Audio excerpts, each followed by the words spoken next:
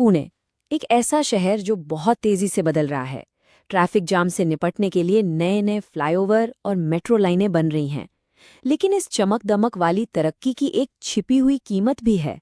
तो चलिए आज आंकड़ों में गोता लगाते हैं और समझने की कोशिश करते हैं कि पुणे के इस तेज भविष्य की असली लागत क्या है।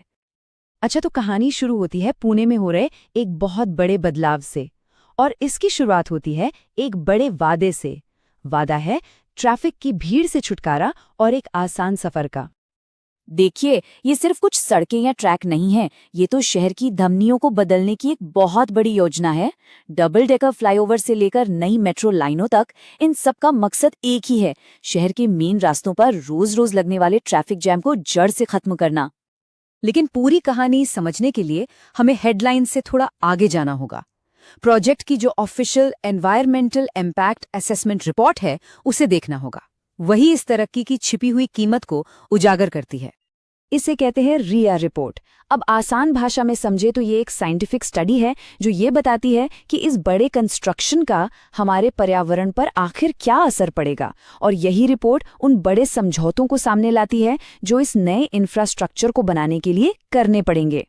तो इस कीमत का जो पहला हिस्सा है वो उन चीज़ों में मापा जाता है जिन्हें हम सांस के जरिए अंदर लेंगे, जो हम सुनेंगे और जो हम अपनी नदियों में देखेंगे।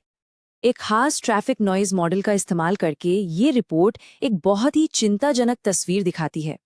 जैसा कि ये बार्स दिखा रहे हैं, साल 2041 तक आसपास के लगभग सभी इलाकों में दिन के समय शोर की जो सेफ लिमिट है वो पार हो जाएगी।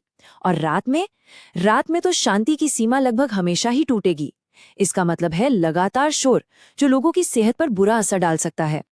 अब यहाँ एक अजीब सी बात सामने आती है। हाँ, ये सच है कि ट्रैफिक का फ्लो बेहतर होने से गाड़ियों से निकलने वाले धुएं में कुछ कमी आ सकती है, लेकिन रिपोर्ट ये भी बताती है कि हवा में जो कार्बन मोनोऑक्साइड का लेवल है, जो पहले से ही खतरनाक स्तर पर है, वो एक बड़ी चिंता बना ही रहेगा। और बात सिर्फ हवा तक ही नहीं रुकी है। रिपोर्ट ये चेतावनी भी देती है कि कंस्ट्रक्शन के दौरान जो भी मलबा निकलेगा वो शहर की मुलामुठा नदी में जा सकता है।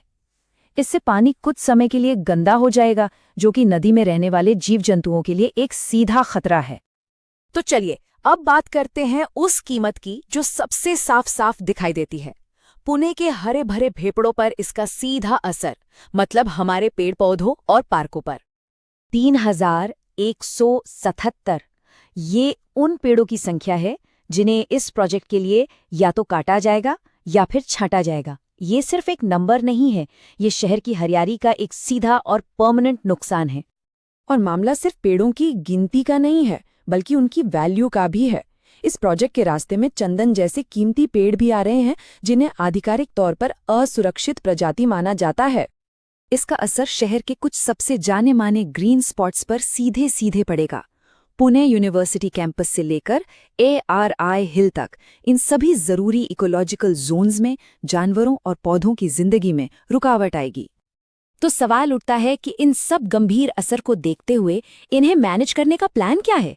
यहीं पर सामने आती है एनवायरमेंटल मैनेजमेंट प्लान, यानी कि EMP। तो ये EMP असल में एक एक्शन प्लान की तरह है। ये 4 स्टेप्स में काम करता है। सबसे पहले आज के पर्यावरण को समझना, फिर ये अनुमान लगाना कि आगे क्या बदलाव होंगे, इसके बाद नुकसान को कम करने के लिए ठोस कदम उठाना, और आखिर में लगातार निगरानी रखना ताकि ये पता चले कि प्लान काम कर भी रहा है या नहीं। इस प्लान में काफी प्रैक्टिकल कदम बताए गए हैं, जैसे कंस्ट्रक्शन की धूल को कंट्रोल करने के लिए दिन में 2 बार पानी का छिड़काव करना, या फिर ARI हिल पर पक्षियों और छोटे जानवरों को बचाने के लिए खास जालीदार बैरियर लगाना। मतलब हर समस्या के लिए एक समाधान सुझाया गया है। तो अब आते हैं आखिरी हिसाब किताब पर कि इन सारे फायदों को इस पर्यावरणीय कीमत के सामने कैसे तौला जाए। तो आखिर इस बैलेंस को बनाने में खर्चा कितना आ रहा है? देखिए, सिर्फ कंस्ट्रक्शन के दौरान ही पर्यावरण को हुए नुकसान को संभालने के लिए 11.42 करोड़ रुपए अलग रखे गए हैं, और प्रोजेक्ट शुरू होने के बाद हर साल लगभग 3.6 करोड़ रुपए और लगेंगे। ये एक बहुत बड़ा फाइनेंशियल इन्वेस्टमेंट है जो सीधे सीधे पर्यावरण की सुरक्षा के लिए हो रहा है। लेकिन जैसा कि रिपोर्ट खुद मानती है, असली कीमत सिर्फ रुपयों में नहीं आंकी जा सकती। कुछ चीजों की कीमत लगाना वाकई बहुत मुश्किल होता है। तो ये साफ है कि पुणे को एक तेज और बेहतर कनेक्टेड भविष्य तो मिलने वाला है, लेकिन इसकी एक बड़ी पर्यावरणीय कीमत चुकानी पड़ रही है। सवाल ये है कि क्या विकास और पर्यावरण के बीच ये सौदा सही है, और आने वाली पीढ़ियों के लिए इस तरक्की की असली कीमत क्या होगी?